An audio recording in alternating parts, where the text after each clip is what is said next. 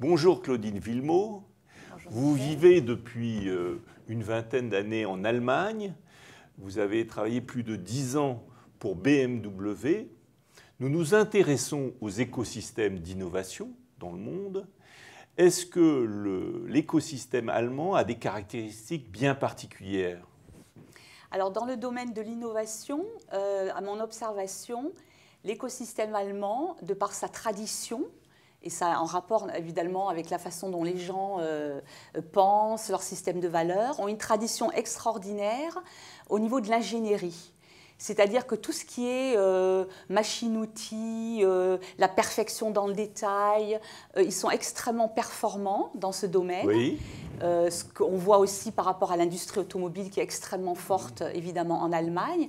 Donc c'est cette ingénierie qui est particulièrement innovante en Allemagne et qui fait que même des petites entreprises, toutes petites entreprises ou moyennes entreprises arrivent avec cette relation à l'ingénierie, en effet, à avoir des innovations dans le monde entier, même des toutes petites entreprises, ce qui est assez étonnant. Oui, alors, on a, bon, il faut bien le préciser, on a un pays qui est le premier dans la machine-outil, qui est un des premiers, sinon le premier dans le secteur de l'automobile, les deux se combinant, parce que les machines-outils, évidemment, servent à faire les automobiles. On a un pays qui est particulièrement marqué par une culture d'ingénieurs, avec la caractéristique comparée à la France, qui est qu'on a des petites entreprises, des moyennes entreprises, des grandes entreprises, avec un écosystème où les petites, les moyennes et les grandes entreprises se soutiennent mutuellement, collaborent constructivement, et font que d'ailleurs des moyennes entreprises du coup grandissent et deviennent plus importantes, avec une beaucoup plus grande quantité d'entreprises moyennement grandes qu'en France, où là on a du mal, on a tout de suite un gap entre les très grandes entreprises françaises et les toutes petites entreprises françaises. On a beaucoup plus de moyennes entreprises en Allemagne. Comment cela est-il possible? Au fond, ça a à voir avec ce que vous disiez précédemment. Oui, et ça, je pense que ça a à voir aussi avec le système d'éducation en général, puisque le système d'éducation en Allemagne est très différent du système français. Il y a une séparation beaucoup plus rapide à partir de l'âge de 10 ans dans certaines filières. Les élèves ont la possibilité d'aller dans des filières beaucoup plus pratiques, axées sur la pratique, justement qui débouchent après à tout ce qui est dans l'ingénierie, dans la formation des ingénieurs. Donc il y a une formation qui est beaucoup, je dirais, plus pragmatique et moins théorique qu'en France. Et il y a moins de cette séparation entre les gens qui pensent et les gens qui font, peut-être. Oui. C'est-à-dire que les gens qui font peuvent petit à petit gravir tous les échelons et prendre des postes de dirigeants. Et les dirigeants eux-mêmes sont très respectueux des gens qui font. Absolument. Et d'ailleurs, on n'a pas en Allemagne cette filière des grandes écoles, comme on a en France, et c'est quelque chose de très particulier à la France. En Allemagne, il y a des universités, des facultés, et beaucoup de possibilités, justement, de faire des formations très axées sur le concret. Et après, si on veut, on passe à une formation plus universitaire.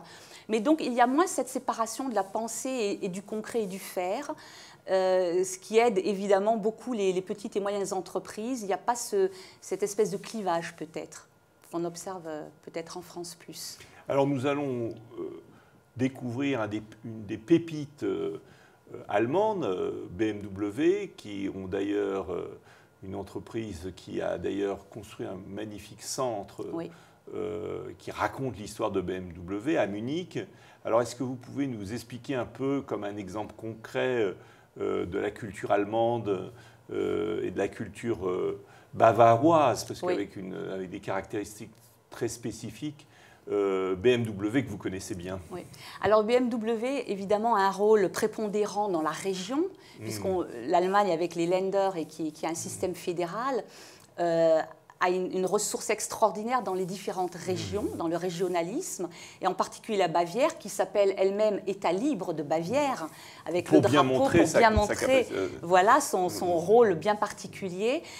Donc BMW a un rôle prépondérant et se sent en effet dans cette culture bavaroise, bien que ce soit une entreprise évidemment international, soutient cette région. C'est quand même un employeur extraordinaire dans toute la région de la Bavière, et redonne un petit peu aussi dans cette région, par exemple le BMW Welt qu'on va voir, ce bâtiment architecture extraordinaire, où il y a en effet des activités proposées aux jeunes pour apprendre à construire soi-même une voiture, il y a des ateliers, il y a de la culture. Donc ils essayent avec ce centre un petit peu d'ouvrir à la vie civile, si je puis dire, d'intégrer la population de Munich et bavaroise et de les mettre en contact avec la vision de BMW, qui est d'une part internationale et de façon très intéressante, très ancrée quand même dans un régionalisme bavarois. Alors ce BMW, entreprise régionale de taille mondiale, en quelque sorte, pour résumer, c'est combien de personnes dans le monde à peu près? C'est à peu près 40 000 personnes dans le monde, 25 000 à Munich, dans la centrale ou en Allemagne. Donc c'est quand même une entreprise de très grande envergure. Et pour la petite histoire, quand BMW a été fondé, et ça veut dire en fait les moteurs bavarois, ça a été une polémique parce qu'ils se sont dit on ne va pas appeler une entreprise qui a vocation mondiale bavarois, ça ne va jamais le faire. Et aujourd'hui, BMW, évidemment, est une... Oui, parce que c'est toujours intéressant de travailler sur le titre d'une compagnie, et oui. le wording, la manière dont...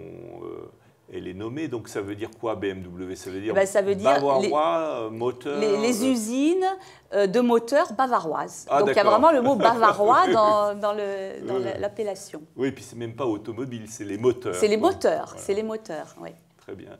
Merci beaucoup sur cet éclairage sur l'Allemagne. Nous allons approfondir ça dans différents petits modules qui vont suivre. C'était avec plaisir. Merci Michel.